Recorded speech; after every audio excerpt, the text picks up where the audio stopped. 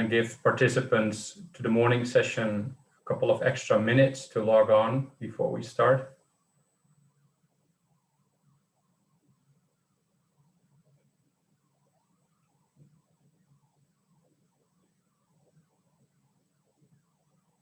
The number of participants is still increasing, so I'm going to take a couple of minutes before we start the morning's program.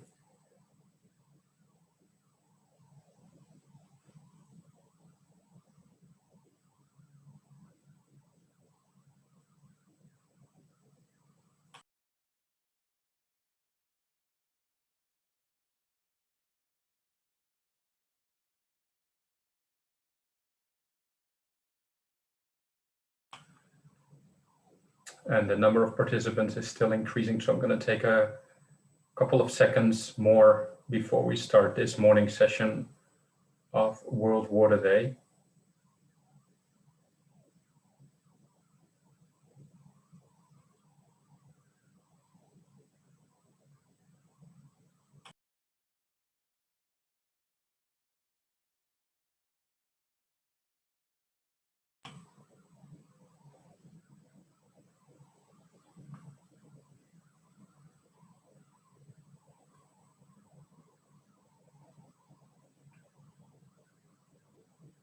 We're going to start soon. The number of participants is still increasing, so I'm just going to give people who are logging on a couple of minutes later the opportunity to do so. Bear with me for a couple of more seconds before we start this morning's session.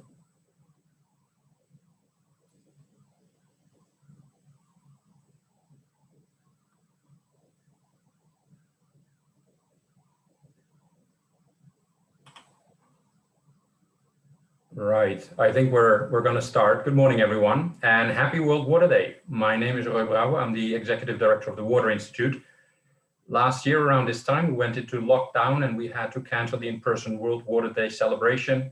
This year, we've gone completely virtual and tried to put an exciting interactive program together that appeals to students, faculty, practitioners, and the general public.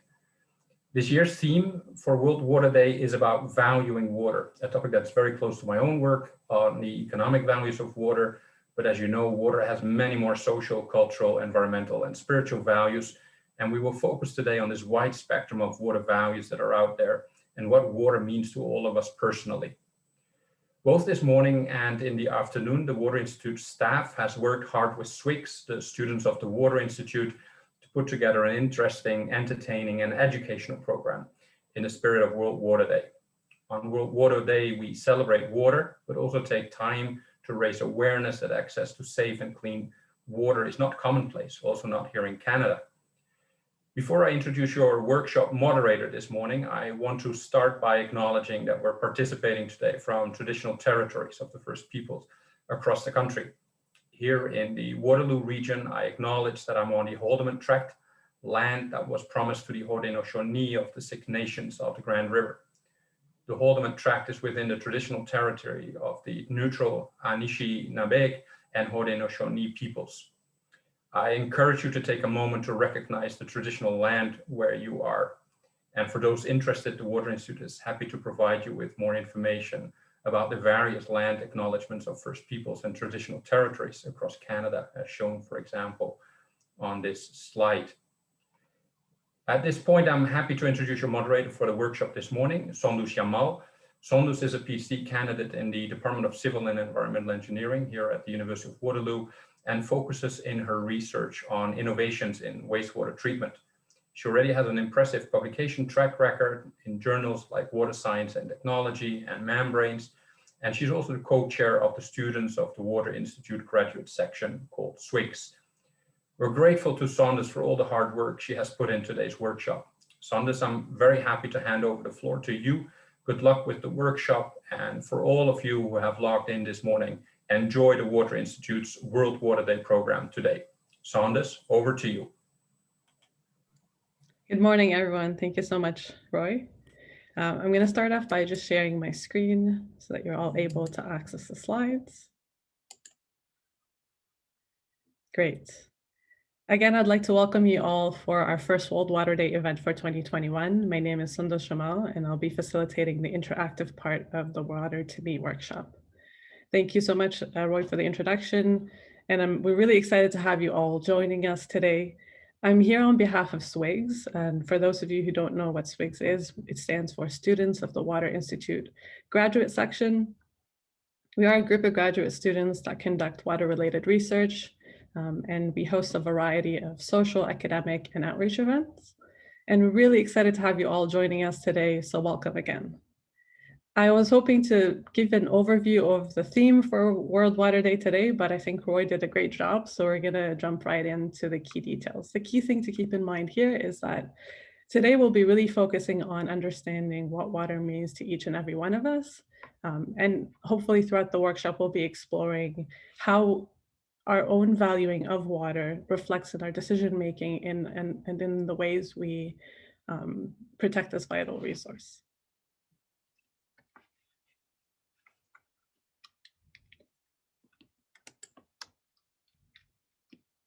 So before we move forward, we're going to go over some general housekeeping rules just to make sure that you're all able to access the different resources that are available to you today. So for today's workshop, we'll be using two main tools, one being Zoom, which you're already at, so congrats, we've gotten the first one down. And we'll mainly use Zoom to kind of follow along with the slides and the responses that all of you will be contributing to today's interactive workshop.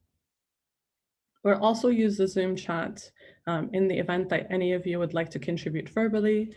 As you all know by now, the default setting is that the mics and videos are turned off, but there's going to be parts of the workshop where we're going to encourage participation from the attendees as well to share their perspective, share a story, or comment on some of the activities that we're going to go through.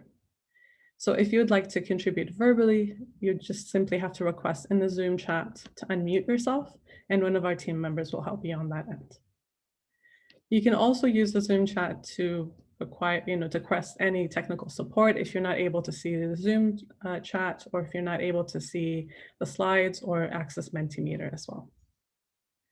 So our second tool that we'll be using, and it seems like we've already have people joining on already, is mentimeter. So you're going to be opening menti.com in a browser, and I'm going to explain it in a little bit as well. You're going to be using the code that's up top on the screen, and it's also available in the Zoom chat. Now, the advantage of using Mentimeter is we're going to use it for the different polls and the activities that we have. And there's going to be different icons that you'll see that would allow you to, use the heart to show that, you're enjoying this, you really like it. And this was right on point for you. The question mark, if you're unsure about what's going on, or if you need some clarification, the thumbs up that you're ready to move forward. And the thumbs down if you feel like you're not, ready on that end. And it's really awesome to see that some of you have already started using it. So thank you so much on that end. All right, there's also a quick comment section through Menti. So where you see that icon with the 3 dots, so that you can use that to put in some little comments, and that makes it easier for everybody to see the comments together without having to switch to a chat box back and forth. All right, so for the next slide, we're just gonna focus on making sure everybody's able to go on to Mentimeter and use the right code. All right, so you're going to need to have both screens open. So you're gonna have the screen that's for Zoom for the slides and a browser for Mentimeter to participate in the activities. So the code you'll need is 54304715. Great, it's glad to see that people are already starting to join on. Nice to meet you too. Awesome. So if you don't mind, if you can mention your name as well as where you're joining us from so that we can welcome everybody. We're glad to have you here as well. Ali from Waterloo. All right, we'll give everybody some time to be able to join on. Willow from Kitchener, Helene from Waterloo, Anna from Waterloo. We have a lot of local Waterloo members, that's awesome. Hi, Vanessa. Bob Bailey, Ed and Jesse from Woodstock, Laura from Waterloo, Dorian from Guelph, Simon, Kevin, welcome everybody. This is great. We're really excited to have you joining us today. And today is really all about hearing from all of you.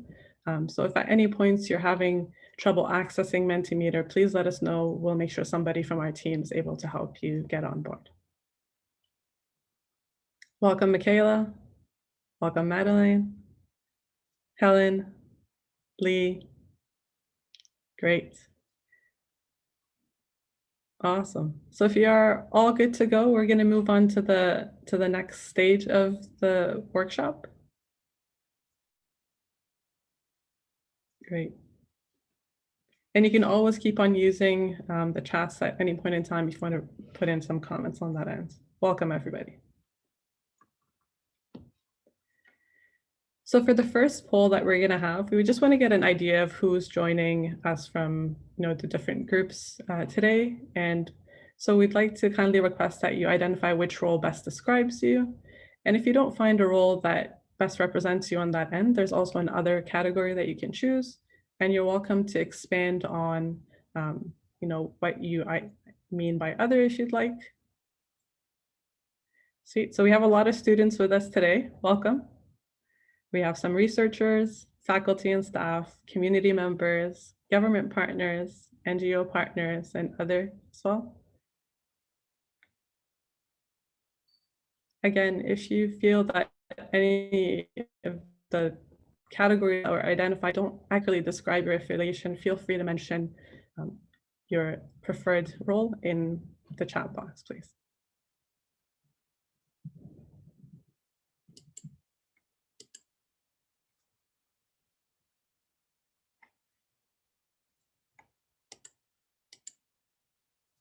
Great.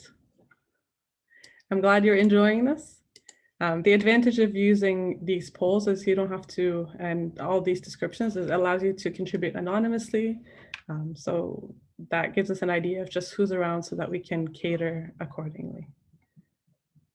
Awesome. Former riverkeeper, that's awesome.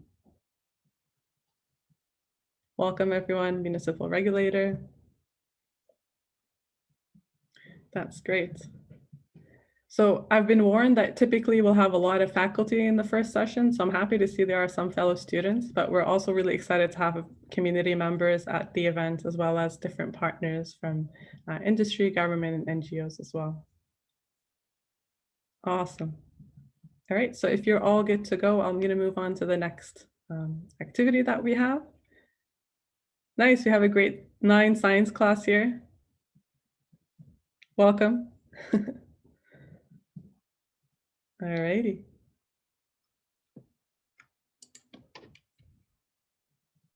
So just before we get started, I'm going to briefly explain the general flow for today's workshop.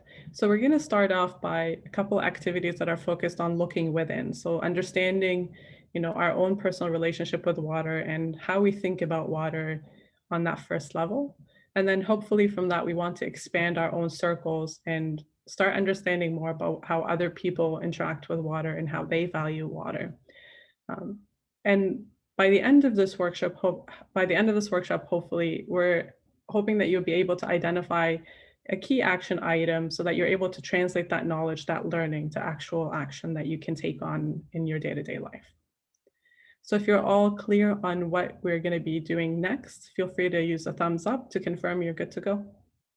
If you have any questions, please feel free to let us know and we'll pause accordingly as well. Awesome. Very excited as well. Glad to see everybody's ready. There's a question mark. If there's a question mark on accessing the site, I recommend messaging in the Zoom chat so they can get support on that end. All right. So starting off with looking within, for the next few activities, we're going to have a few activities that are focused on understanding that relationship we have with water and looking at ideally, looking at that layer that we use, the internal thinking that we might have about how we think about water, our first impressions, and how we translate that into, decisions that we might make. So by starting off understanding how we personally value water and what are some of the influences we've seen over time in our relationship. All right, so for the first activity, we'd like to kindly request that you identify keywords or key concepts about what comes to mind when you think of water and its value.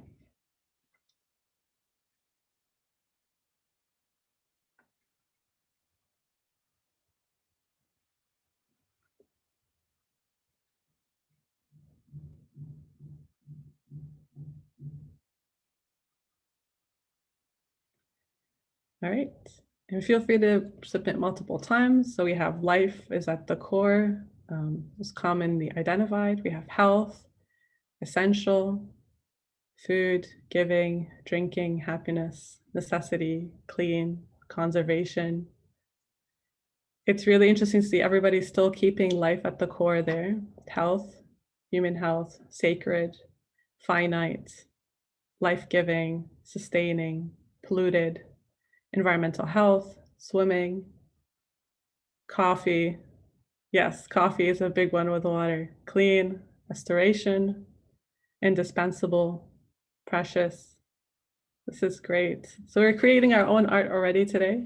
And it's really great to see that, at the core of it, life still keeps on coming up as the core point that's identified with water. Spirit, peace, oceans, precious well-being. That's great. I'm going to pause at this point here. Is there anything anybody would like to comment on or something that grabbed their attention? Feel free to use the comment sections in Menti.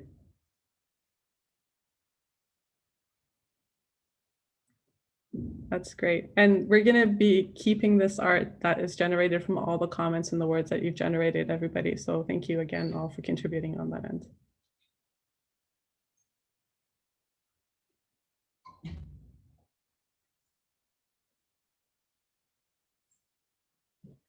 So as you can see, life really takes on multiple forms in our life.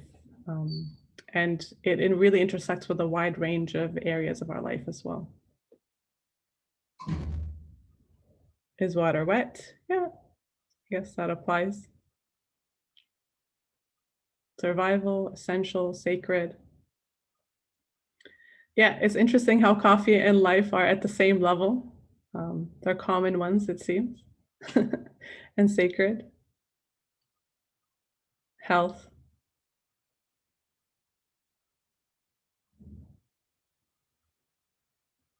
Awesome. I love the essential and finite, definitely captures critical water issues. Yep, for sure. Thank you for your contribution there. This is great. We can keep on doing this for quite a while, but for the sake of time, we're going to move on to the next activity that we have.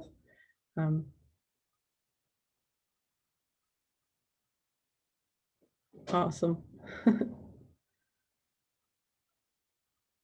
Alrighty. So for our next activity, we have, we'd like to kindly ask you to rank each category for its level of influence over your relationship with water over time. So some of you might have, found the most influence through books and magazines, or maybe through movies and documentaries, maybe through educators that were highly influential in your life, maybe through your family, your circle of friends and coworkers, or just other experiences that you might have or other media. And if you've identified the other experiences or other media, feel free to include in the comment section, to elaborate further on that as well.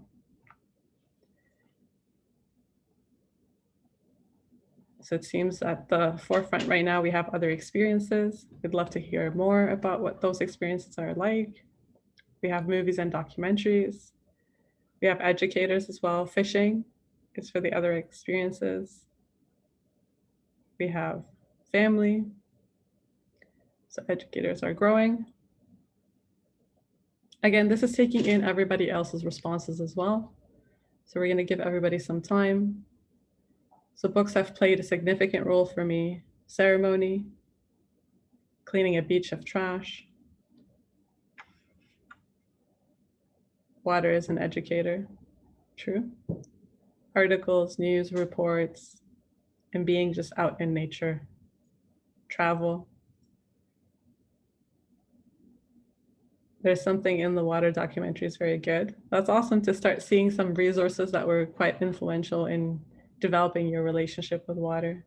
Environmental science class, spirituality, my other experiences, including lack of clean water myself in the past, just nature, paddling, my religion, years as a river keeper, and connections made with other all around the Great Lakes. Spending hours in water and in water, being the water, growing up measuring well water in my backyard with my family, ocean cleanup, learning firsthand the difficulties in treating and managing water, water talks at UW, that's awesome. The book, The Big Thirst, and living close to water bodies like the Great Lakes. And the book Braiding. So it seems like educators are, and just other experiences are great. This is awesome. Vacationing to the beach, rain, glaciers, microplastics week.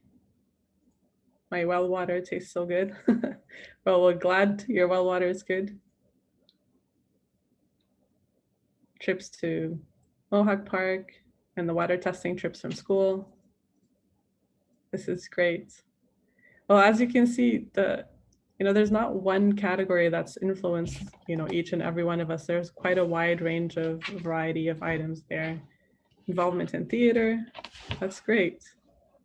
Back in my home country, we don't have clean water, so I'm grateful to have water. It's really interesting to see the diversity of the experiences as well. Great, thank you so much. So at the forefront, we have other experiences, and we have educators, and we have movies and documentaries, and books and magazines. Awesome. This is great. Thank you so much all for contributing. I'm going to move on to the next part, but this has been great and eye-opening in terms of the diversity of experiences we've all had and in shaping our own relationships with water. Now for the second part of our workshop, is there anything I can clarify before we move on?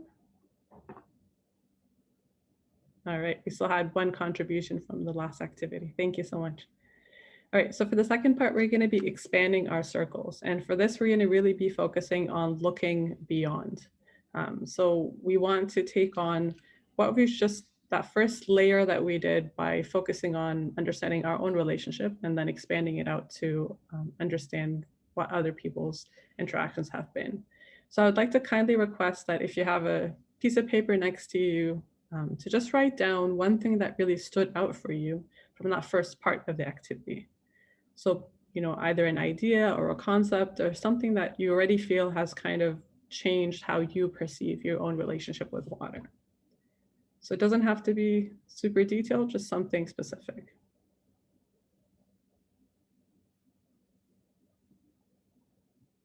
Right, so we're going to give everybody a minute to go through that, to write down something that really stood out for you and helped you kind of rethink your own relationship.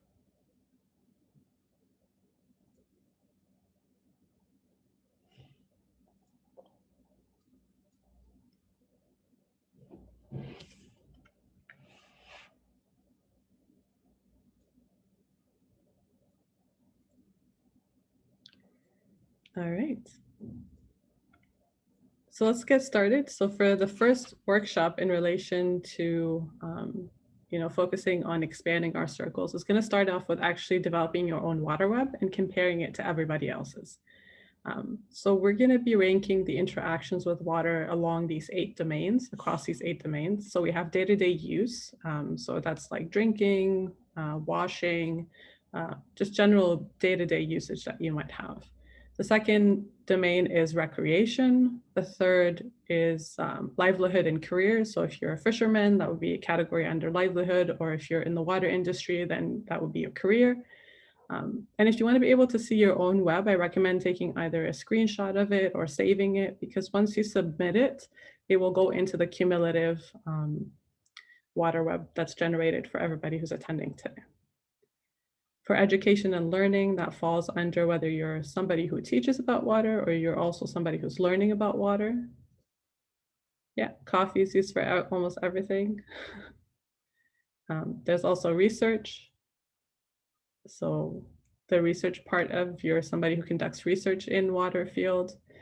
If you found therapeutic benefits from your interaction with water, so either whether you might have found some therapy from interacting with, like going for a walk next to the beach, or even going for a specific activity on that end. Protection is focused on if you're involved in any kind of activities that involve protecting water or protecting the resource overall, or in that general field of sort of not just using water, but actually protecting and interacting with water in a different way.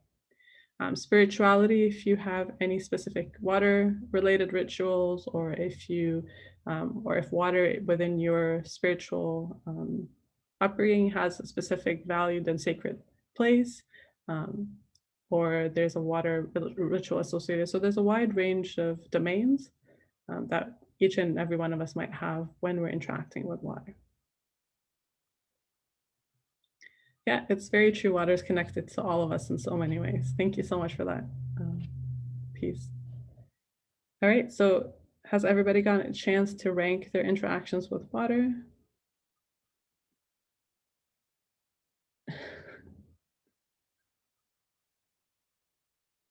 All right, so it seems like for most of us at the top, there's always going to be that day-to-day use. So if you're part of a group advocating for water protection, that's also part of that protection piece. So whether you're in advocacy or in actual steps. Yeah. Sweet. Has anybody noticed something? And then there's a general balance in terms of from the side of spirituality and therapy. They're very similar in terms of their ranking overall for all the attendees. Recreation is we have day-to-day use comes on the top, then we have education and learning, then we have recreation, then we have livelihood/career, and then we have research, and then protection, as well as spirituality and therapy. Yes, the water web does look like a water droplet. Good eye on that end. Awesome. Yes, it seems like the pandemic is catching on all of us in different ways, and the water therapy part for sure is being affected by that. All right, so I'm going to open the floor right now if anybody would like to contribute verbally to the discussion, or they would like to comment on a specific thing that they've noticed or an area that they didn't expect us all to come along on that end. I'm going to pause here if anybody would like to share a story, maybe even.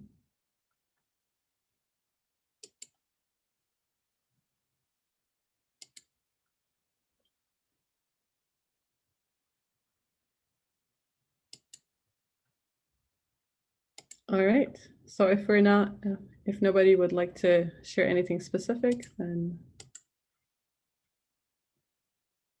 yes, thank you, Nancy, for that reminder. All right.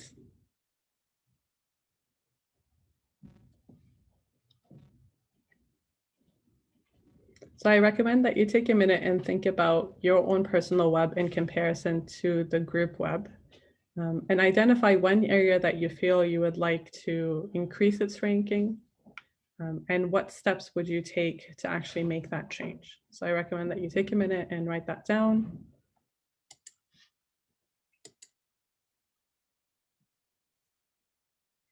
So to see your own web, you can try to resubmit it, but then keep that screenshot, save it, don't submit it. For Kelly, the question you're asking about, how do you see your own web?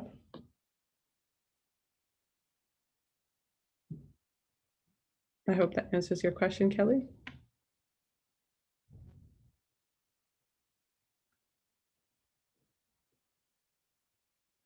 Awesome, thanks. All right, and you can also draw this on your own and identify the different, your own, redraw your own web on that end as well.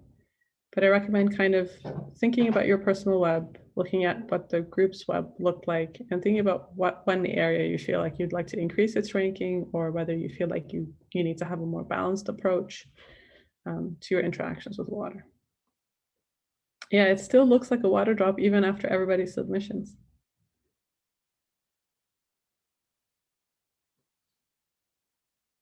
All right, so if everybody is, so how to help spread the word in my own neighborhood to start is to show significance of water.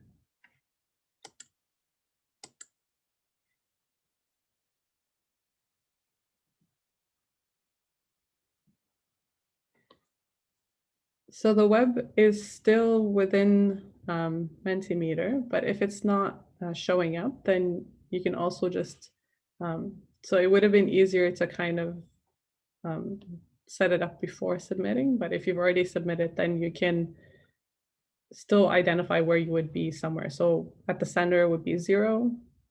So you can also sketch it down on a piece of paper if that's helpful. And then moving all the way up will be 10, right? So here is around 5, this is 10. So you can kind of identify it on the main steps there. Does that help answer your question, Maya?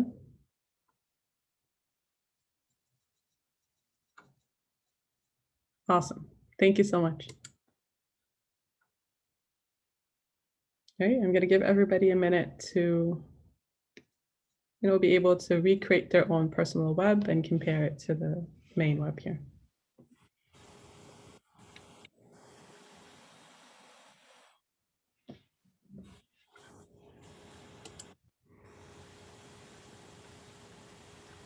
Do we have a story that's... Anna, are you trying to say something? Yeah, I'd like to say something. Can you hear me? Go ahead, yeah. Yeah, I can't use the mentimeter. I think it's because I have a Linux system. So I've been just watching, and I just want to say a couple of things. One is, for me, water was, as a child, it was a place of respite. To go down by the water, by the hill, by the trees, by the water. And that didn't get mentioned. So, and I'm very interested in the fact that protection, spirituality, and therapy are kind of all on one side. Was that on purpose when you designed the web? Because those are all the ones that I would have checked. So I wondered if that was on purpose when you designed the web where you place things. So it was a random allocation, but it just interestingly showed up as, them right next to each other. Yeah, because I've been really involved in water protection, and in a non-denominational spiritual sense, water is definitely sacred to me, and it has also been therapy for me. So I just found it interesting that they're all kind of on one side there. Anyway, thank you. This is really interesting. Yeah, really interesting to watch, even if I can't take part. And thanks for hearing my voice. Oh, you're welcome. Thank you so much, Anne, for participating. If you have a phone on you, that's also potentially another way if you would like to still contribute for the next activity we're going to do. But thank you so much for joining and contributing and sharing your story there. Thank you. All right, I'm going to move on to the next activity. And for this one, I'm going to explain it before we actually start working on it, just to make sure that everybody is clear on what to expect when they're seeing the actual questions. All right. So the next activity is all about actually making water decisions. So we have 6 general decisions. Don't worry right now. Don't focus on trying to join into for Menti in terms of the questions, because there's not going to be a question here. I'm just explaining what's going to come up. So we have 6 main decisions that we're going to be making collectively about. So we're going to be making 6 decisions in relation to protecting local water sources, ensuring equal access to clean water. The third being providing water for energy production. The fourth is reducing water consumption. The fifth is saving water for future generations. And the sixth is ensuring opportunities for water-based recreation. Now, these are a random selection of decisions. There are also as well like a wide range of decisions that could be made about water. But just to kind of facilitate this exercise, we've kept it to 6. And we're going to be ranking them on a horizontal sliding scale. So from simple to complex. And on a vertical sliding scale of whether it's a luxury or a necessity. Right, so this is what we're hoping we'd get to. Each decision will show up in a different quadrant depending on everybody's voting on it. So what you will see on your end when you actually start voting, you'll see for each decision will be a different color. So for protecting local water sources, it's going to be blue. And you start off at being at the 0 level, and then you just slide the slider depending on whether you want to say it's simple. So the 5 means it's very simple, and 5 here means very complex. And then for luxury and necessity, if it's on the necessity side, then the higher the number, the more of that. So I'm going to show an example. So let's say, for example, you want to say that protecting local water sources in terms of complexity is 2, in terms of necessity is 3 out of 5. So then this will show up in a specific quadrant that we have. And you're going to repeat the same process for all the different decisions we're going to be making today. All right, does that make sense to everybody? All right, so if everybody's good to move on, we'll actually start working on the actual activity itself. So on your, if you refresh your Menti screen, you should be able to see each one of these listed with that sliding scale that I was just describing. If you don't want to vote on a specific decision, you can click skip.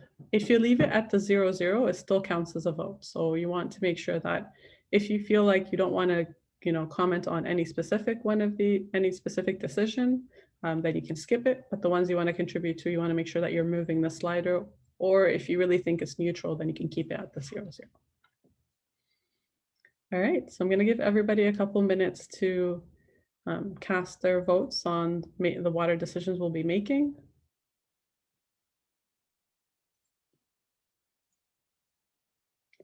All right, we're starting to see our first set of contributions, and you're already seeing how each of our own decision-making process is affecting the overall results. So there's a competition over the first 2, it seems, in terms of high necessity.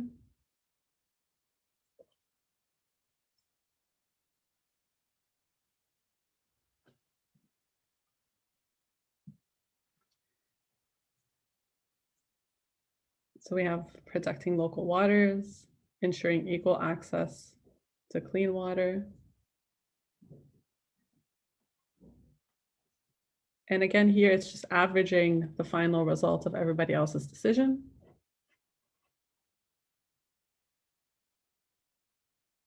We'll give everybody a couple more minutes to join.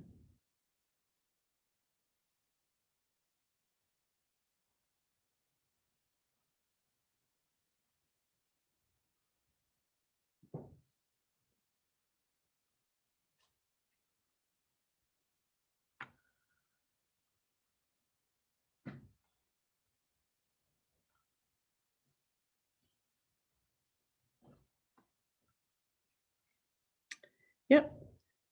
So question on choice of words, equal access versus equitable access. That's a good point. So equitable accesses would be the more representative on that end. Equal access was just used as a general term that encompasses the wide variety of that, but I believe equitable access would be a better word to describe that case.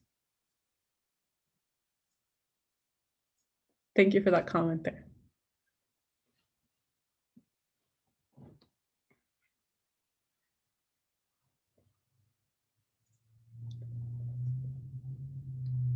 All right, you can still contribute multiple times in terms of the voting process if you feel like there's one that you want to address.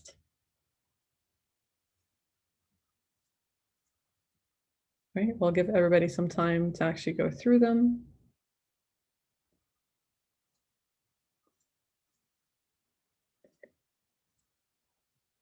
All right, I'm going to start looking and commenting on the things I'm noticing here. So for protecting local water resources, it's, thank you. Somebody identified that they're liking the presentation so far. So what are my thoughts on aspects that could feel like luxury but are a necessity? So I missed that comment there.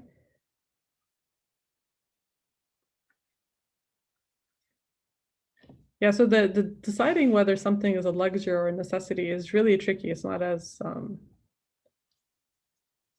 yeah, it's not going to be, you know, something is 100% in terms of on the extremes of being necessity versus luxury. There's always going to be items that are going to be somewhere in the middle, and they vary depending on who's being asked the question and who's making the decision on that actual, you know, item that we're looking at. And also in terms of simplicity and complexity, like it's never just two-dimensional. Like in this case, we were just trying to map these 6 decisions on just 2 dimensions that we're looking at in terms of luxury and necessity and simplicity and complexity. But in real life, most of the time when water decisions are being made, there's actually multiple dimensions that are being considered, and not everybody has necessarily the same level of, you know, vote per se to make towards these decisions. So imagine if not everybody who was joining us today was able to vote on a specific item, or if all of them, if some. So even the fact that one of our participants is not able to access Menti identifies where sometimes, even if you want to contribute to the decision-making process, you might be limited in terms of accessibility or different resources that are available. So this has been really great in highlighting that diversity. But it seems within our crowd, there's an agreement of some sort that protecting local water sources at the top in terms of how necessary it is, but it's not perceived as complex as ensuring equal or equitable access to clean water. And saving water for future generations is identified as, you know, high on the level of necessity, and, you know, but it's not perceived as complex as protecting local water sources. So it's really interesting to see how this group is, you know, perceiving these different water decisions. Something like, you know, opportunities for water-based recreation is perceived as more on the luxury side, but closer to neutral, but as a simpler task compared to some of the bigger tasks that we're looking at. In terms of providing water for energy production, it's not even being discussed on the level of whether, you know, it's not a conversation of necessity or luxury. It's being identified by the group as at the neutral setting, and then identified closer to the complex side, but not as complex as protecting water sources that we have. I'm going to open the floor at this point in time for anybody who'd like to comment or contribute, or you know, say something that they've noticed about some of these intersectionalities that we're starting to identify for water, and how that intersects.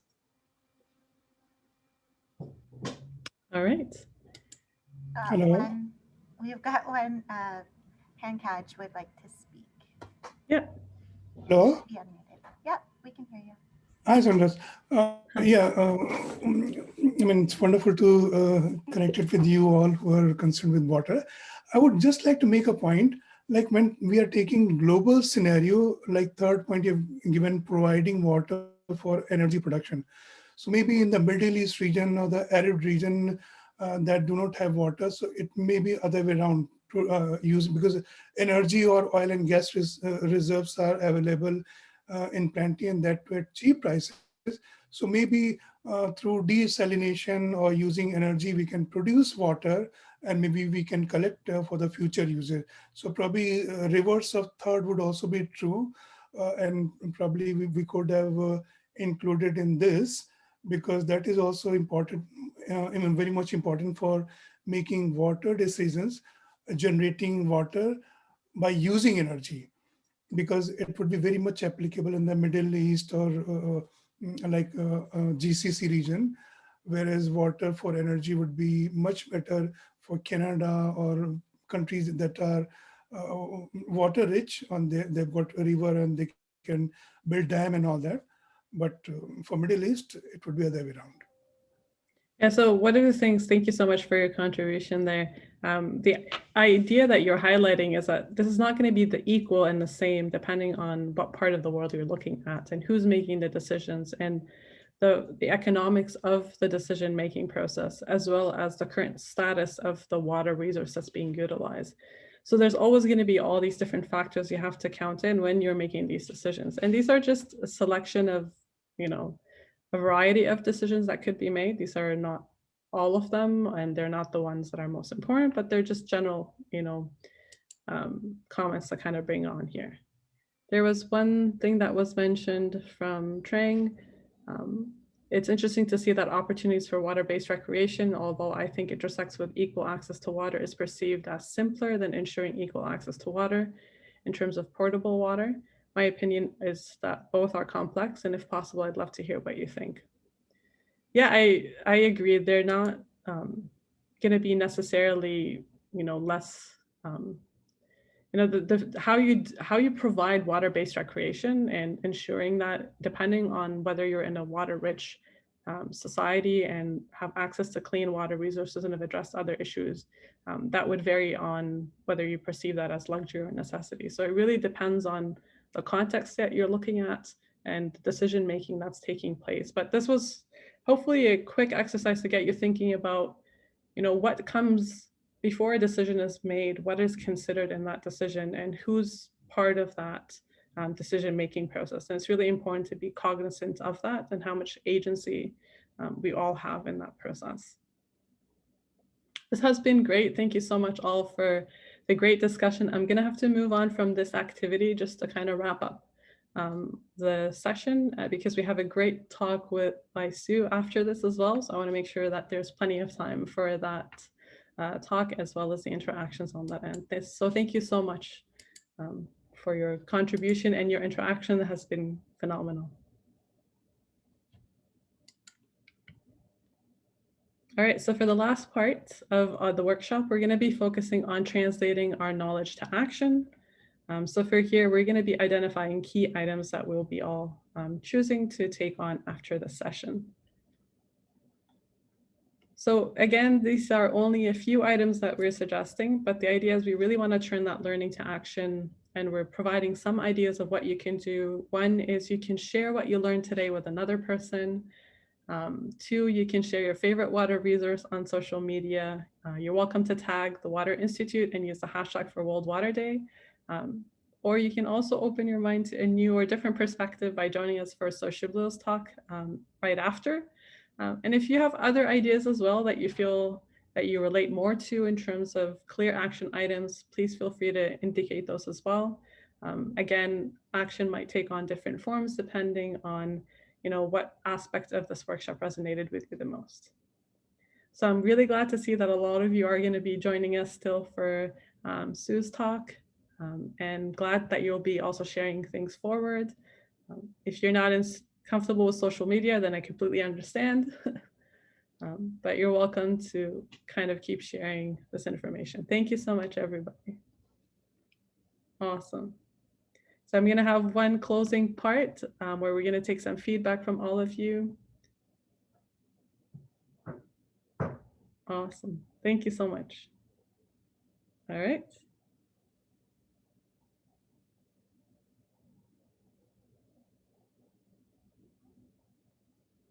Be involved in protecting water is one of the other categories that has been identified. Awesome. So there's also some social media posts that we're recommending. Thank you. And if you'd like to visit to have access to these posts that you can use for your social media, then we recommend going on to worldwaterday.org, or feel free to reshare and retweet the Water Institute's social media information as well. So again, for some of these posts that you can share on World Water Day today, you're welcome to use worldwaterday.org to find more of these images that you can use as posts. Awesome. For the last part that we have, we'd love to know more about what you've learned today and what was your favorite part of the session.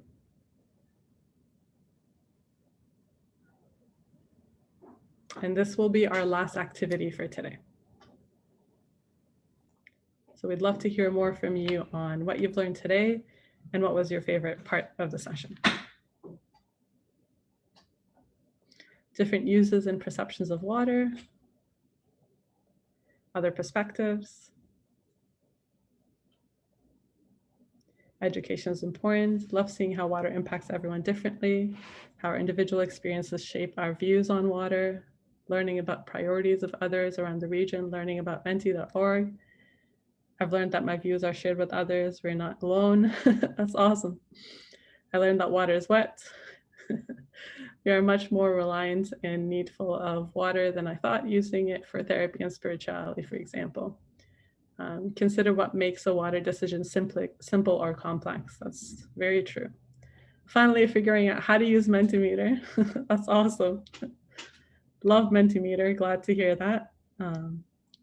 So many different relationships to our primary one with the mother water. Perfect. Now you all have access as participants in this workshop to all the feedback that you've all contributed. Again, it is anonymous, but if you'd like to receive the results for your own keeping, for you to reflect on some of these exercises later, you're welcome to go through the Menti page and request to have the results emailed to you. Again, they're not associated, the feedback that was given is not associated with anyone specific. It just collates all the information that was provided by everyone. I learned that even though water is great in coffee, it's more important than that. That's awesome to hear. Great. Awesome. So I'm going to wrap up here. Again, thank you all for your participation today. I've had a great time facilitating this, and hopefully we'll see you in future events for the Water Institute and hopefully in person. That's it from me. Thanks again. Thank you so much, Sandas. This was really amazing. A really great way to start World Water Day. I think everyone enjoyed it. It definitely looks like that. Everyone got a lot of value. So at this point, I'm going to move quickly to introduce our speaker for this morning, Sue Chiblo. She's Crane Clan born and raised in Garden River First Nation.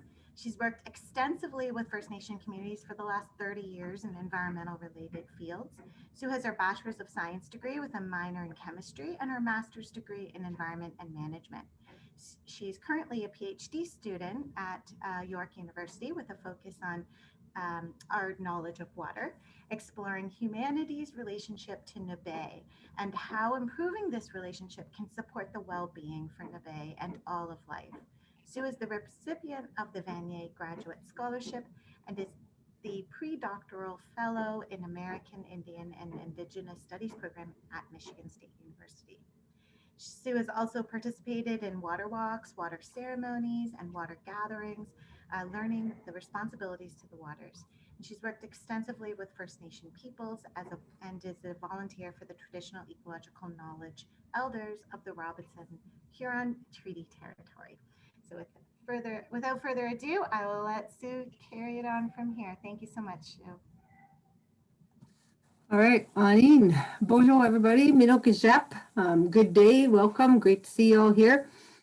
Sue Chiblo Dishnakaz, Ogama Anag Indigo, Jajak Doram, Ketagan ZB Dunjba, Anishinaabe Ojibwe and Dao, Ketagan ZB Inda Nogum.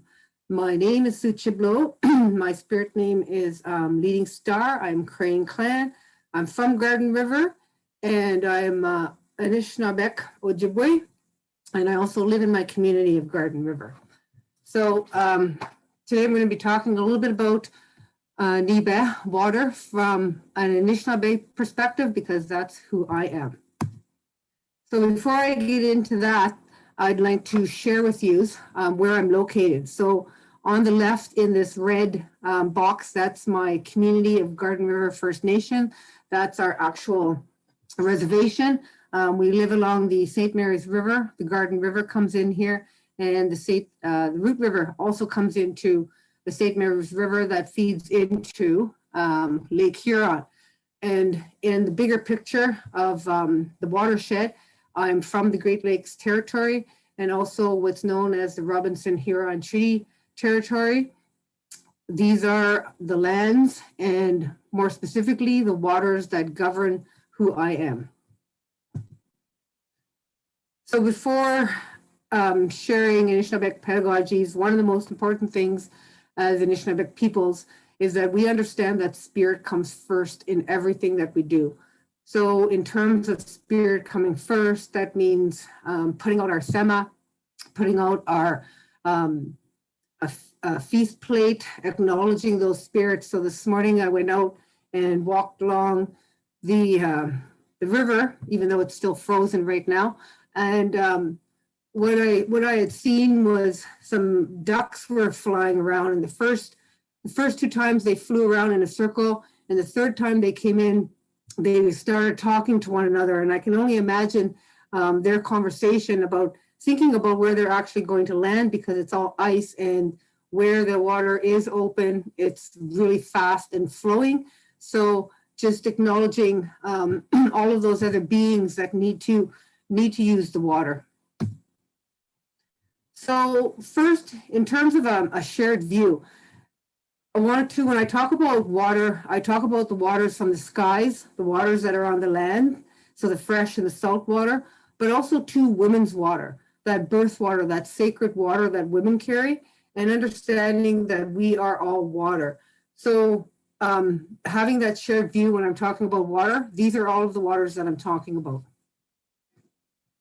So in terms of Anishinaabeg pedagogy, Geekin Dosmanmin, so our knowledge, it comes from ceremony, it comes from the elders, it's from direct observation and experiential learning, it comes from visions and dreams, and historically it was passed down through storytelling. Different stories told at different times of the year for specific reasons. So in these images, on the left here, I was part of the Northern Direction Water Walk with grandmother Josephine Mandaminbaugh, and I was the co-lead for the Northern Direction. So here I'm sharing some of the knowledge. This is an elder, Ray Owl from Sagamok, who was sharing a vision that he had with us. And this is part of the water walk where all of the 4 directions waters merged to the same place, and we did ceremony with that walk. This is me actually participating in being on the land with my friend, and we were trapping beavers. And this is part of a ceremony that we did on treaty days when we were crossing the St. Mary's River, as part of showing that historically our territory wasn't confined by what now is known as the US and Canada, or what now is known as Sault Ste. Marie. And so these human boundaries or imaginary boundaries have been put in place. We're not part of who we were, and the waters were our highways. That's what we used to travel. Those were a shared entity, and I don't call it a resource because it's not an actual resource. It's alive, and it has spirit. And understanding that under the Anishinaabeg pedagogy, that we have a relationship with everything. We have a responsibility with everything. And that these relationships and responsibilities are based on reciprocity, they're based on respect, but also to include reflection, that individual reflection. In our creation story, the Anishinaabe creation story, humans were created last. So we believe that we are the babies of creation, and that everything here was put on this turtle island with its own responsibility, and having those relationships with all of life, and understanding that as an individual, we need to contribute to the collective continuance of Indigenous peoples, of Anishinaabe peoples. So having that relationship and responsibility to water, and understanding that water is life. So I worked for the Chiefs of Ontario a few years ago, and one of the things that we did was we went across Ontario to the different First Nation communities, and we started talking about water. And the reason why we had done this is because when I first started working for the Chiefs of Ontario, the office, so myself, is mandated by resolution. And the biggest amount of information for me in terms of resolutions was on water. So we went across Ontario and we started doing, talking to the communities, hosting ceremonies, following the protocols in each of the communities. And out of this whole series of meetings and gatherings, excuse me, that we hosted, the Water Declaration of the Anishinaabeg, Mushkegowuk, and Ongwe was developed. And a huge part of this was the fact that we're always in ceremony when we're with the water. So for example, today, I have here in my copper vessel, the water, because one of the things that the elders and the language speakers always talked about was ensuring that, having that voice for the water, but also having the water there, so that after I'm done my talk today, what I'll do is I'll bring that water back outside and I'll pour it back on the land, and the water will understand that, there are people out there that are actually protecting the water. We're trying to do things to stop the contamination of the water, to ensure that water is there for future generations. So the water will be able to go back out there and share that with all of the different waters. And part of the Water Declaration for the Anishinaabeg, Mushkegowuk, and Ongwe was we talked about our relationship to the waters, the conditions of the waters, our rights to waters and treaties, but also the rights of the waters and what that self-determination of the water actually looks like. So key points that came out of that declaration were women are the water keepers, and it didn't matter if we were talking to Anishinaabeg, the Mushkegowuk, or the Ongwe peoples. These were the key points. And so all of the three different nations all understand that women are the keepers of the water, and we are the keepers of the water because we carry that sacred birthing water, and that is what connects us to that responsibility. Also teachings about respect and responsibilities, that we have to respect that water can govern itself, that it has its own spirit, and those responsibilities that we have in terms of making offerings to the water and keeping the water clean, and understanding that all of the waters have spirit. Josephine Baugh used to talk about how each of the waters have their own different personalities. So we're all in relationship with water. And as Anishinaabe and Mushkegowuk and Ongwe people, we had our own laws prior to contact, and we have our own protocols. We had our own ceremonies. These were given to us by the Creator. They weren't given to us by mankind. They were given to us by the lands, by the waters, and by all of our relations. So when I say all of our relations, I'm talking about the trees and the grasses and the animals. These are all of our relations, and these are the ones that have given us our responsibilities.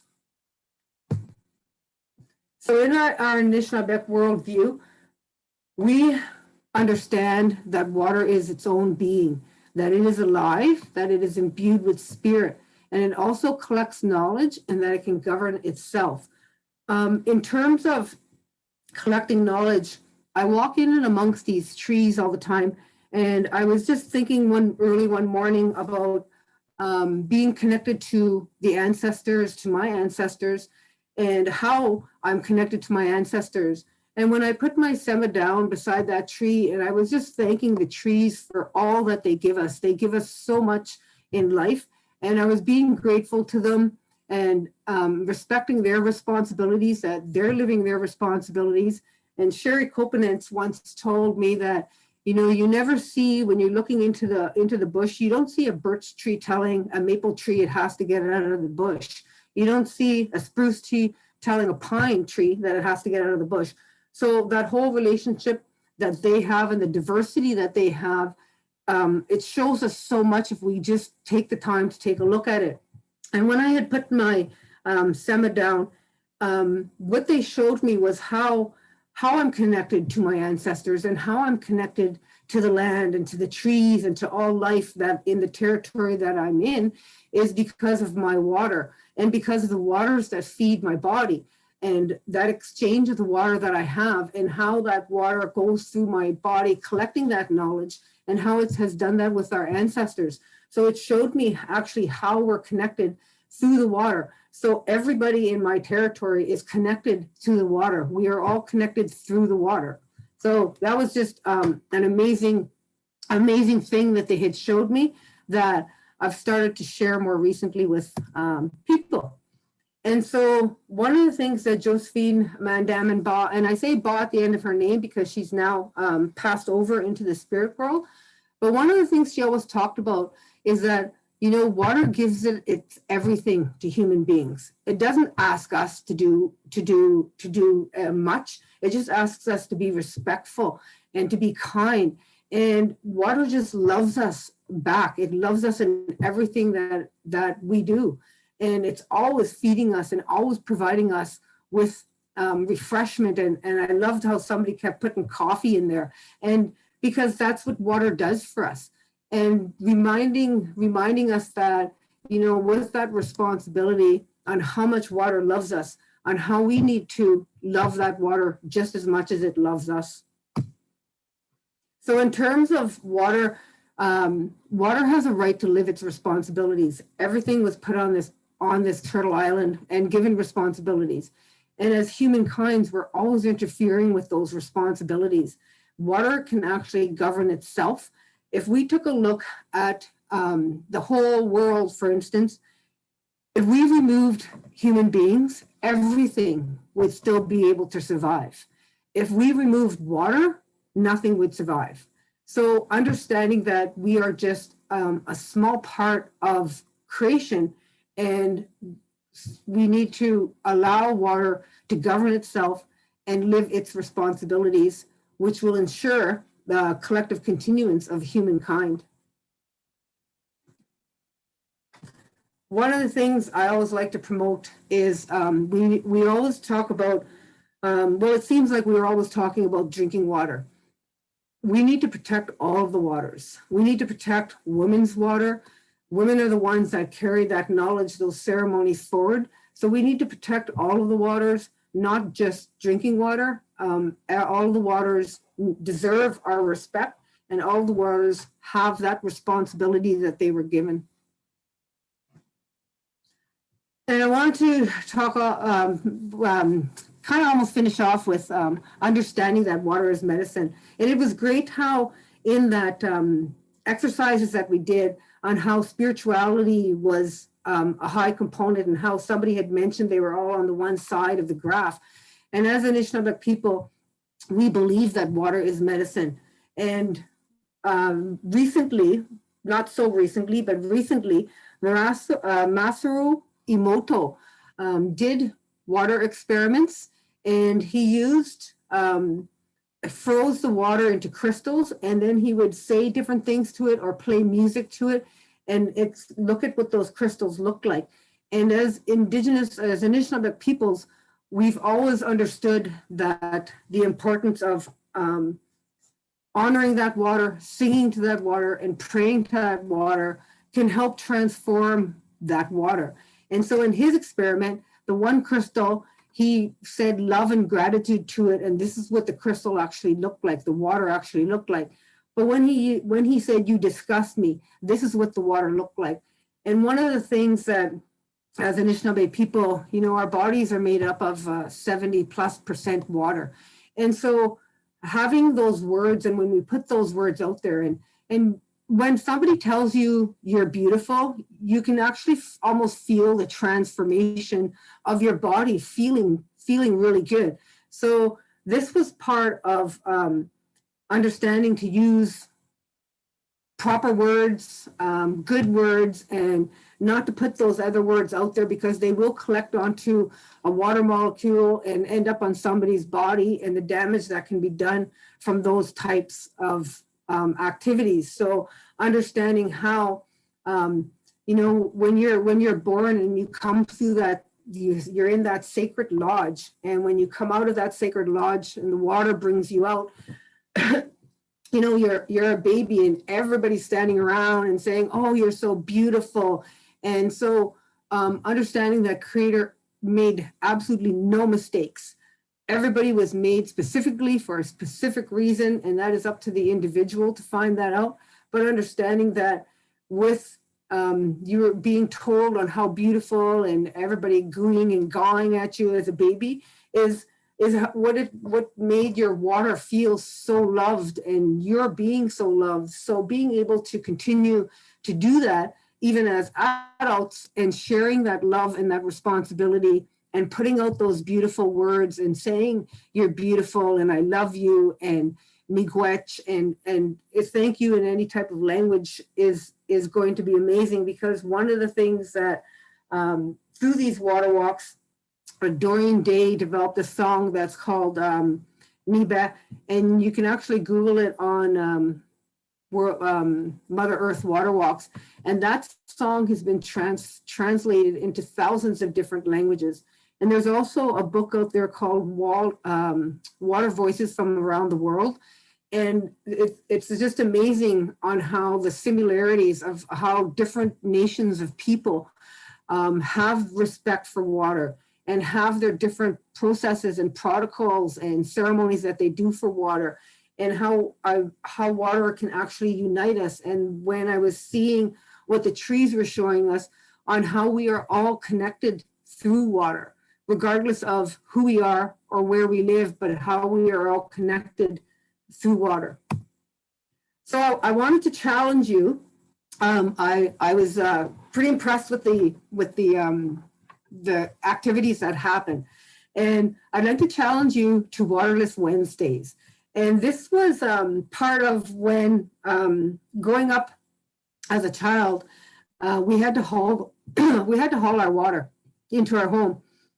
And so when my children were teenagers, what I did to them was I shut off the water and explaining to them, okay, so, you know, some teenagers like to take 3 or 4 showers a day. It's like, well, guess what? This is the amount of water we have for the day, and this is what we're using. And so they would use all the water washing themselves, and then there'd be no water left. And they're like, well, what are we going to do? And it's like, well, use all the water washing, so we don't have no more water to drink or to cook with. So trying to think of things to cook that you don't actually have to use water. And I challenged them, and it ended up turning into Waterless Wednesdays for us, because we had meatless Mondays, and every day we had something different on what we were doing. But Waterless Wednesdays were the most difficult to do, because you can have meatless Monday and it's easy to go without meat for one day, but to actually go without water for an entire day. So yeah, for those people who just love their coffee, imagine not being able to have that coffee for one day. And one of the reasons why I challenge people to live Waterless Wednesdays is because we're giving back so much to the earth. We're giving the water such a break from always providing for us, where we're actually really becoming consciously aware of how much actual water that we're using, and to live your life. And part of this too is also because there's, you know, in so many different places in this world, people do not have access to water. They have to walk miles to get the water, and how they conserve the water. So in this country that we live in, you know, we're surrounded by a lot of fresh water. Mind you, a lot of it is contaminated, but we just turn on the tap, and a lot of times we just let that tap run. So imagining that, you know, water is not infinite. It's what we have here is all we have. And so I wanted to challenge you to Waterless Wednesdays, see how well you can do. And it is very challenging. but also to understanding that from an Anishinaabe point of view, every day is Water Day. Every day we respect water. Every day we love water. And I hope you can participate in starting to try to do Waterless Wednesdays. Yeah, any comments, any questions?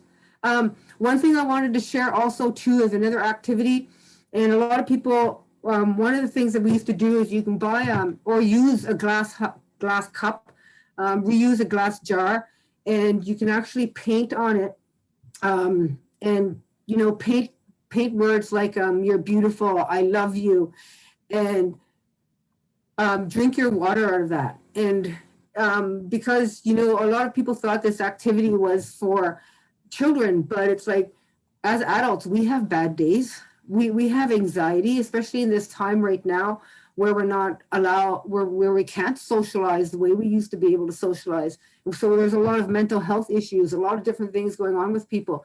And so when you paint this water on a jar and you put that water in the jar, and from an Anishinaabe point of view, we believe that the water can feel that, the water can see that, the water can read that. And so when you have your painted jar, and if you're having a bad day or if you're being stressed out, drinking from that glass jar will help the water transform in your body and will help alleviate your hard day that you're having. So, miigwech, and yeah, anybody got any questions? Thank you so much, Sue. That was really wonderful. We have a couple of people in the chat box saying that they're going to accept your challenge for Waterless Wednesday. So that's really good. And someone else also just noted that, you know, sometimes you don't even get to choose yourself. She had road work being done. So they had to have, they lost their water. So they had to learn what it was like to live without water. For those who have questions, please feel free to add those to the Q&A box. And I know that there's a few in there already, so perhaps I'll just dive in. Sue, do you know if there's any actions towards legal rights for water, like the Magpie River just got in Quebec? Yes, so there are, I know Amy Craft, who's a legal scholar. She's also Anishinaabe and Métis, and they're starting to explore legal rights for the Winnipeg Lake. But when I'm talking about exploring that, in many instances, we take on what we think are our legal obligations and we put that onto something else. So what they're doing is they're actually going to go out and ask the water, and they're going to have ceremony, and they're going to talk with the elders, and they're going to explore whether or not it's actually a good thing to give water legal human rights, because the water has its own responsibilities and was given those responsibilities from Creator. So are we interfering again? I know that in New Zealand, they did an extensive series of consultations before they decided to give that the Wahaniti River personhood. So there are opportunities that people are actually starting to look at that now, but it's probably going to take a while. Thank you. Someone really loved your quote. She wanted to just make sure she correctly noted it. So it was something, we're always in ceremony when we're with water. Is that an accurate quote? Well, you know, we are. From an Anishinaabe perspective, yes, we are. Because when people talk about, ceremony for this, ceremony for that, Jim Dumont talks about life is actually a ceremony. Because of how we were came onto this planet, and how our spirit is living inside this human vessel that's actually made up of the earth, that when we're walking through this life is actually a ceremony. So it goes beyond just you know, putting out an offering. It's actually living that and understanding that your spirit is walking through this life in this human vessel experiencing life. Yeah. There's a couple of questions. Yeah, your puppy's needing some attention. there's a few questions and comments about Waterless Wednesdays coming up. One question is, can you elaborate? If you were truly waterless for the day, that would be taking in no fluids, no food, which doesn't seem very, it seems ill-advised is what they're saying. And another person is saying, in the world today of COVID, you have to wash your hands. So we need water. How do you make sure we're doing Waterless Wednesdays in a healthy way? In a healthy way. So yeah, not eating and not drinking is not drinking water or fluids. Yeah, our bodies can actually go for quite some time without food and a lesser time without water. There are elders that I know of that have done ceremony and have gone out onto the land and not consumed anything for 7 to 14 days. So, Waterless Wednesdays, yes, we have to wash our hands. There's also, I understand, all kinds of other stuff that's already made that we can use to keep our hands clean. In terms of using the bathroom, there's a saying that says, when it's yellow, let it mellow. When it's brown, flush it down. So there's those different types of things that you can actually try for one day to see how you experience that, because it may not be for everybody, but it's something you can try and experience. And in terms of, we'll take a day and just don't go nowhere. A lot of us are working from home, so stay home. And you don't have to take a shower that day. And if you have to take a shower that day, think about using only a pail of water to wash with. And so there's all kinds of things that, you can actually think about to challenge yourself. And yeah, it's about water energy savings, but it's also about thinking about giving water a break for one day, letting it live its responsibilities and refresh itself without always having to give to us. So there's many different ways, and I'm sure people are very creative on how they can come up with these types of challenges to go. And even, for instance, I wouldn't recommend anybody that drinks coffee. My understanding is that, it's quite addictive and you get headaches. So yeah, don't not drink coffee, because we don't want people to get sick. But potentially you can go and drink one coffee that day instead of drinking 2 or 3 or 4 kind of thing. So just consciously being aware and not necessarily thinking about, water energy saving, but thinking about, I'm giving, where does your water come from? Does it come from wherever you live? Do you actually know where your drinking water comes from? Is it an underground source? I know a few people said a well, and I'm on a well, so I'm really conscious about how much water I use because I don't want that well to run out. But if your water comes from the lake, thinking about giving that lake an actual break and understanding where your water comes from and how it actually gets to you. And there's activities that people have done is, and it's probably really challenging now because of COVID, but people have actually traced where their water comes from and painted a big water river. So if it comes from the lake and it goes into a big pipe and then it goes into a treatment plant and how it's dispersed, so the whole water system, people have actually painted on the sidewalks where the water actually comes from. Because a lot of times people just turn on the tap and they don't even know where their water comes from. So even those types of things in terms of World Water Day and thinking about that spirit of that water and giving that water a break, as opposed to thinking about water conservation. Yeah, I think that makes a lot of sense.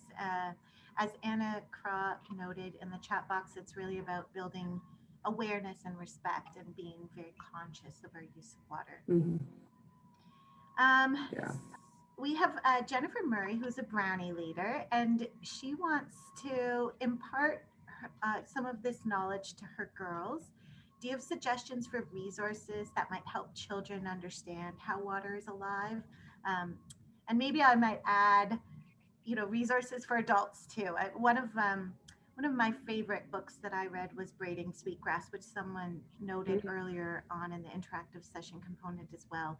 But it was a beautiful book that really helped, I think, help me understand the interconnections of nature and how water and plants and and everything sort of interacts and is all built into a system.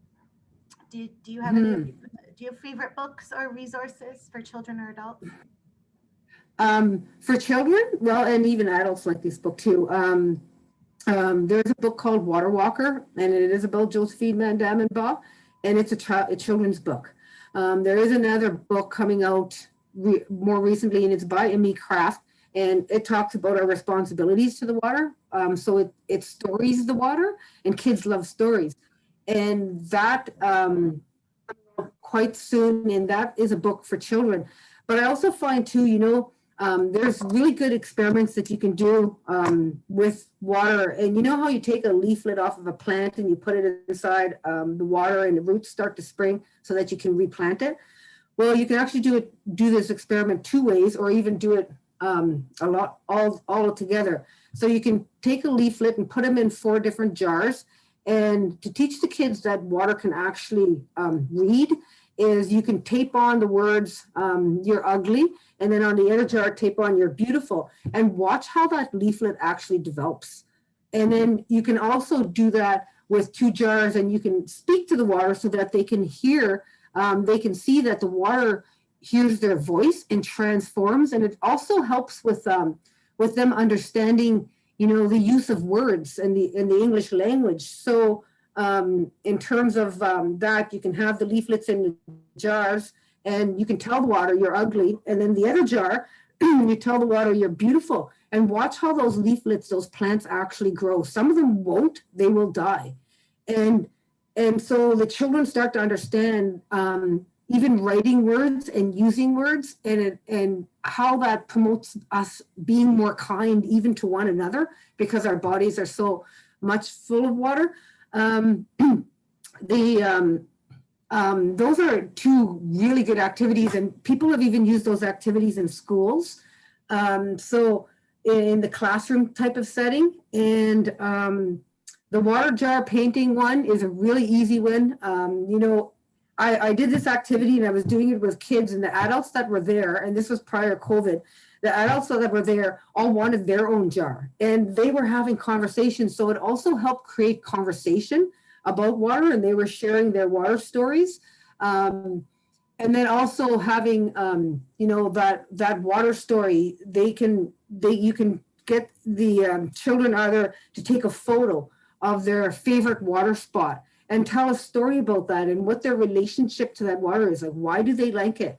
How do they feel when they're there? What do they see? What do they smell? What do they hear? Like, having that understanding that whole physical connection to the water is more than just what you see. It's also what you smell and what you hear. And then just sitting there and listening. So yeah, there's those types of activities we did.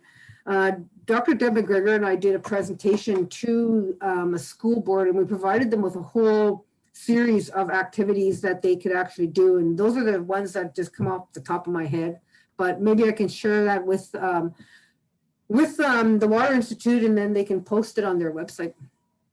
Thank you. That's a great idea. Someone was asking, the second book that you referred to, I think you mentioned Amy Craft is coming out with a book soon. Yes, I don't know the name of the book yet. She told me about a month ago that she was authoring a children's book, but her name is Me Craft. So I'm sure once the book comes out, and because she's the author, if you Google it, you'll probably find it. Great, thank you. I'm just debating whether or not we have time for one more question. Someone's asking, we're in a world where there's a lot of eco grief. We have the pandemic, and it's very transformational. People want to be part of these bigger changes and want to feel that energy of fighting for water. Do you have any suggestions or closing thoughts around that? I had in my class, I had invited Sharon Venn, who is an international lawyer. She's Cree. She's worked on the United Nations Declaration on the Rights of Indigenous Peoples. And when we were talking to the students about COVID and the time that we're in, and thinking about why has that COVID been created, humans are kind of at fault for all of this because we've changed so much in the ecosystem that now it's there. So people are talking about, oh, I can't wait to go back to normal. And she said, then what is normal? Because the normal prior to COVID was very destructive. So do we want to go back to that? So individually think about, what is your normal, and how can we promote, some of the types of less travel. And because, normally I'd be traveling all over the place, and of course I'd be flying, and that's, not so healthy for the environment. So being able to think about, what are we going to make our new normal? And as an individual, but also too as a collective, do we want a new normal, or do we want to continue to do the same type of activities that we've been doing in the past that are destroying the earth? So I hope that's helpful.